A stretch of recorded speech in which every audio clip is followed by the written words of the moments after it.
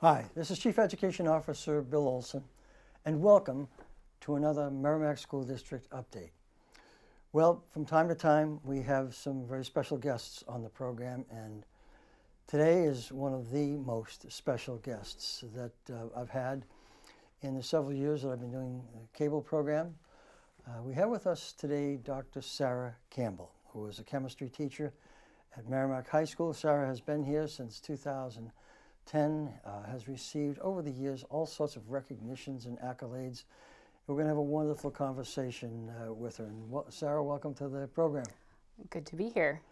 I mentioned that you've been here since 2010, but let's back up a little bit in terms of your college preparation, because you have some extraordinary degrees.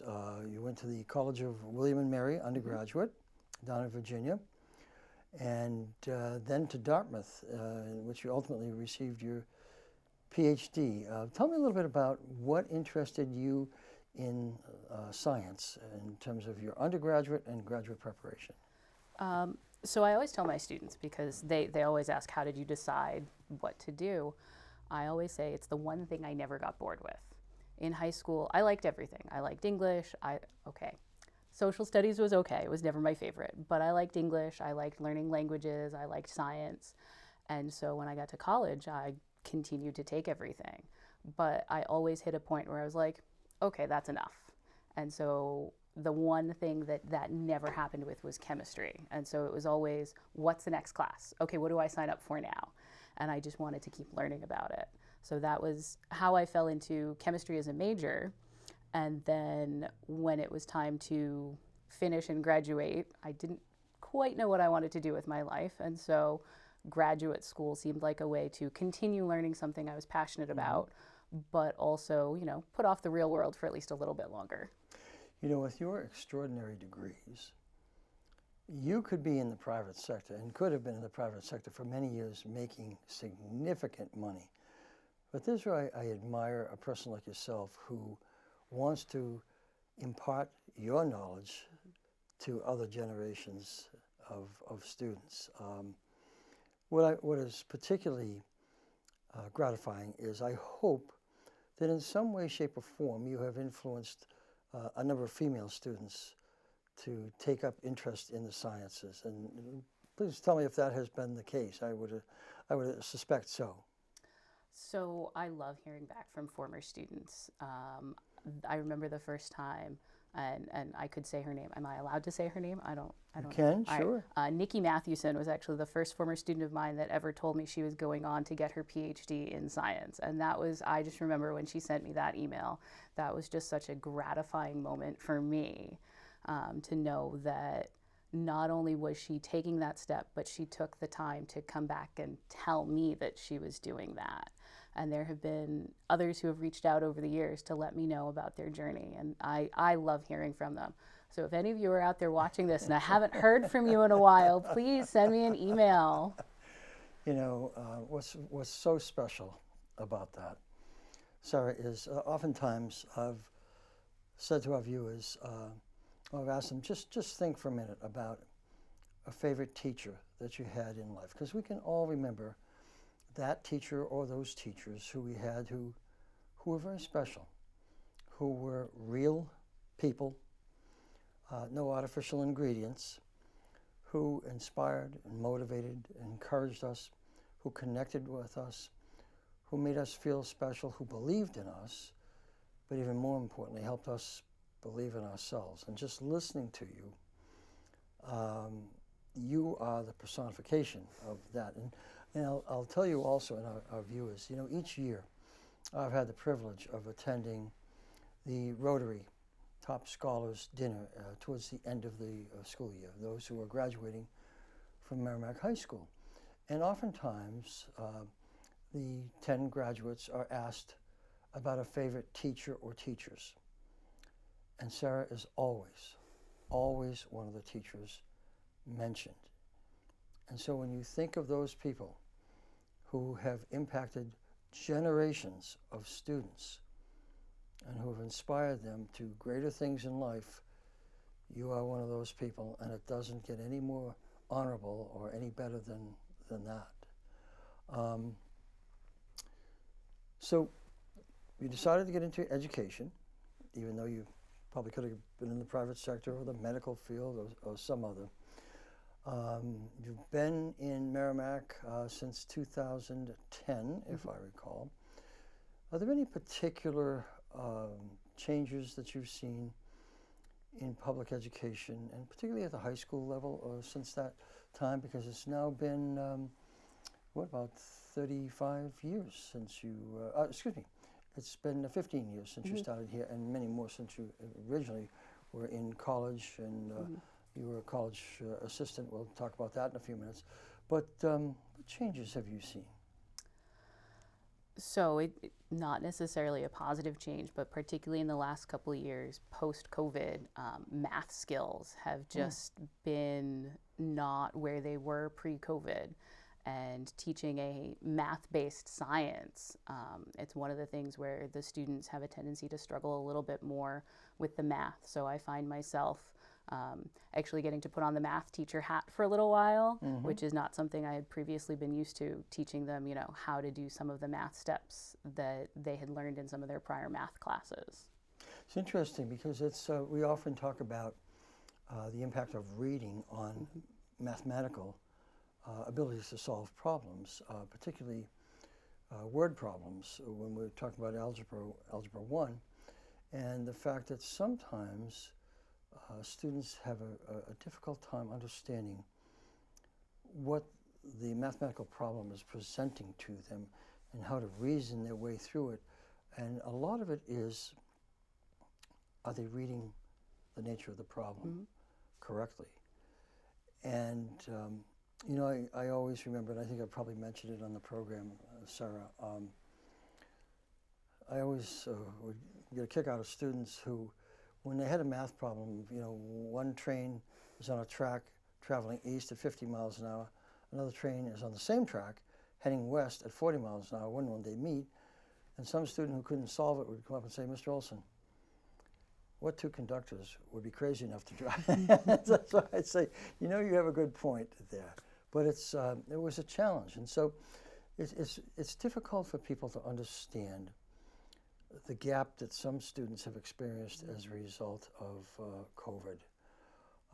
That was a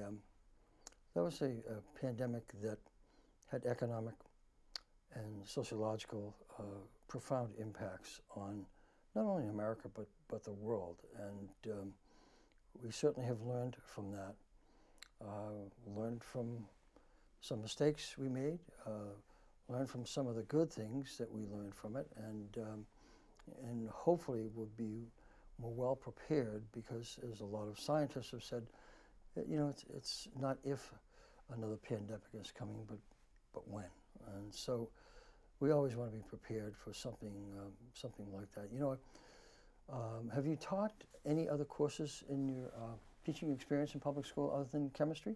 So I'm trying to remember how many years ago it was. We actually, at the high school for a while, had a whole bunch of interdisciplinary courses. And I was lucky enough to develop an interdisciplinary course called the Art of Science with an art teacher. So that was a really neat experience. And we didn't just focus on chemistry. Obviously, there was a lot of chemistry in with our art and our science, because that's my background, but we did a little bit of biology, a little bit of physics. And really, that was a neat chance to take what I knew and take something that was completely foreign and put them together and teach a class. Very interesting. I've often said on the program that every student should take physics, because there's nothing we do in life, whether it's moving something like this, or bending, stretching, reaching, or looking at how electromechanical equipment functions, that doesn't involve some principle of physics. And even in terms of meteorology, we talk about in physics force vectors. And when you take a look, meteorology has been one of my passions growing up in life. And I remember in my former job, particularly around graduation time, they would always call me to ask me what the weather was going to look like and should we hold graduation or postpone it. And I would always look at some higher level meteorology sites on the web and see what the storm cell vectors looked like in terms of the direction and the rate of velocity that they were traveling to try and predict the weather. And so whether it's chemistry, whether it's physics, if you have a child who's considering science and not quite sure, make sure they take a chemistry course with Sara, and make sure they also take a physics course because it will serve them very well in life. Now, along with teaching, as if you're not busy enough, with the preparation, with correcting, everything else in between, you have been involved with the Granite State Challenge, which is a competition that goes back, actually, if I remember correctly, kind of modeled on the College Bowl that goes back to the 1950s and 1960s. You wouldn't remember that, but I do. At that time, tell me how you became interested in the Granite State Challenge. Well, believe it or not, when I was in high school, I was actually on the show. So I competed in the, I believe it was 99-2000 season of Granite State Challenge. And it was just such an amazing experience for me that when I became a teacher, I was really excited to see what was going on. And when I first got to Merrimack, there was another teacher who was in charge, but then they actually defunded Granite State Challenge for a year because the state legislature in New Hampshire PBS had an argument over where the funding should come from. And so it went on hiatus for a year. And during that year, the teacher who was the coach retired. And so when they came back from hiatus, they needed a new coach. And so I ended up as the coach for Granite State Challenge. Terrific.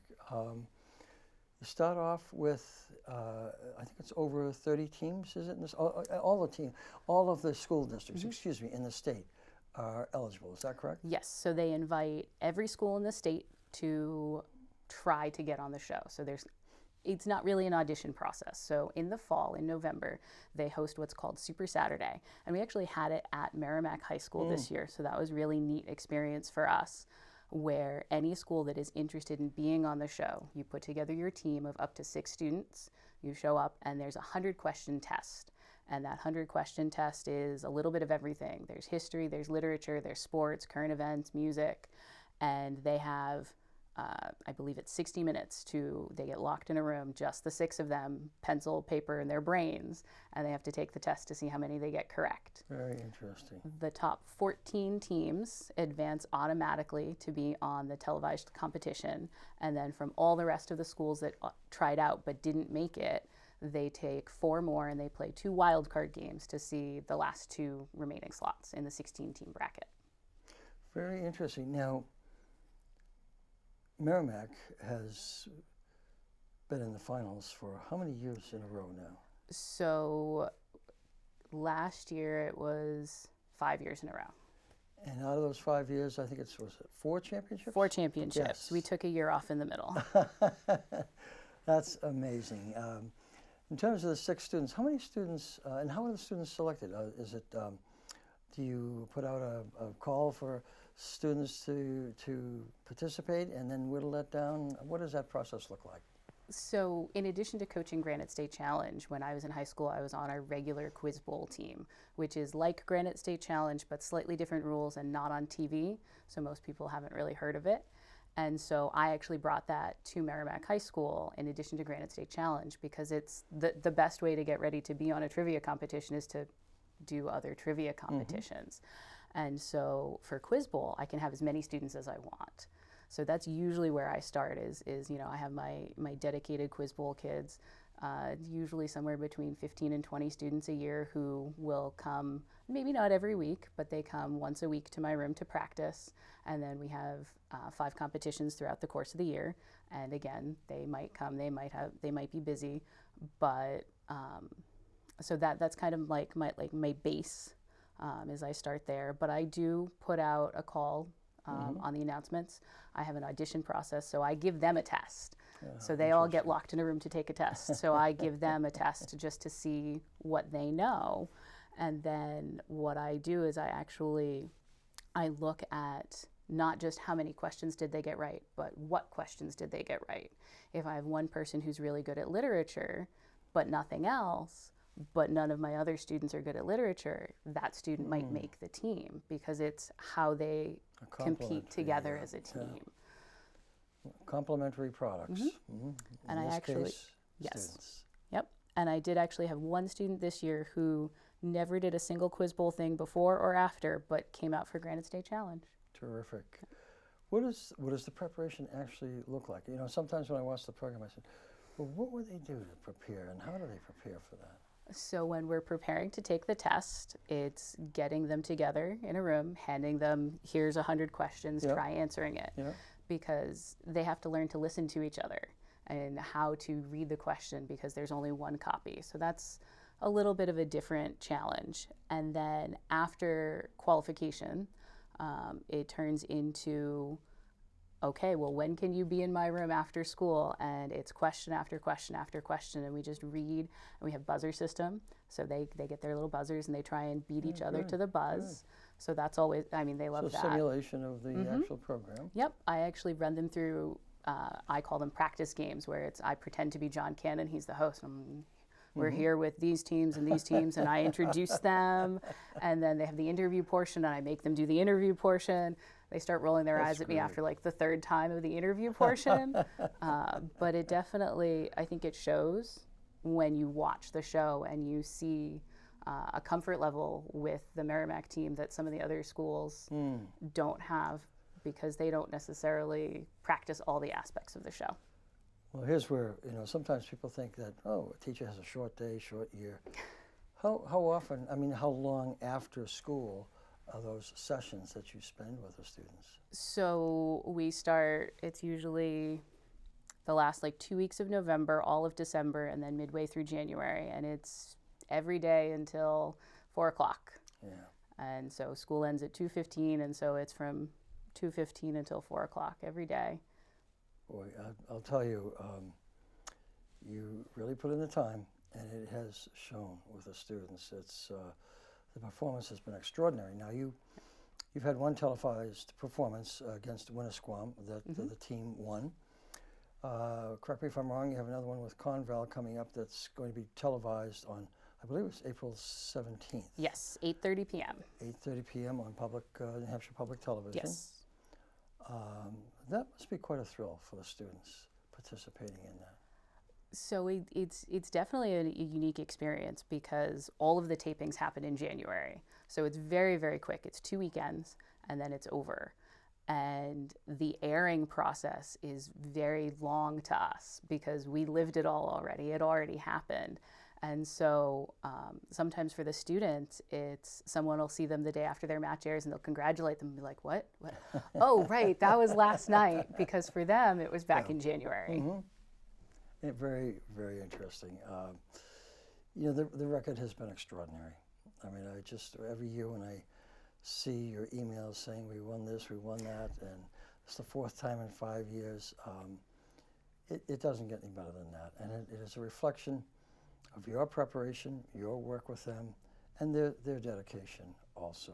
You know, we have extraordinary students, we have extraordinary faculty, always making us proud and doing great things in life, both in school and outside of school. And, you know, a while back, you were recognized also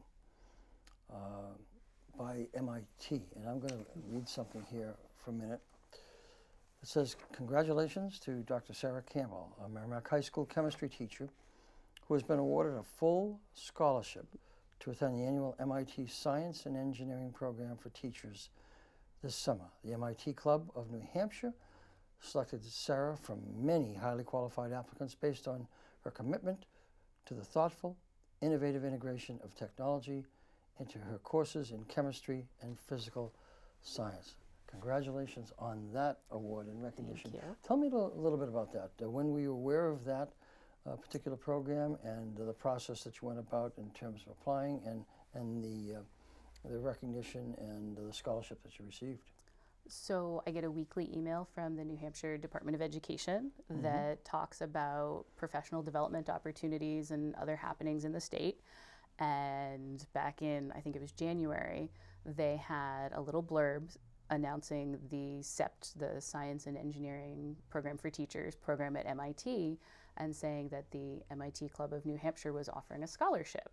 And I had never heard of the program before, but MIT, that sounds great. So I went to go look at it, and it was kind of an expensive program. But again, they were offering a scholarship, so I said, all right, I can fill out the application, we'll see what happens. And so they asked for an essay on my teaching practices and you know, if I got the scholarship, how would I kind of bring that back to the classroom? And so, you know, I talked about what I thought the program would mean to me. It sounds like a really great program. So in the mornings, we get lectures from different MIT faculty on things that they're doing in their research labs, and there's also tours. And then in the afternoon, it's specifically geared towards teachers.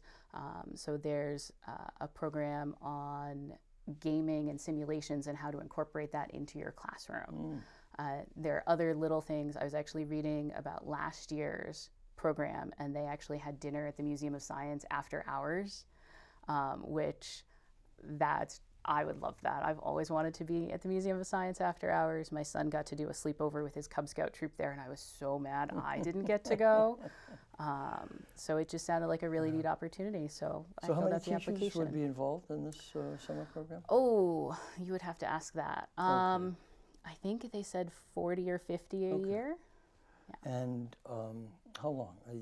Excuse me if I missed this. It's a week. It's a week, okay. Yeah. It's just an extraordinary recognition. Yeah.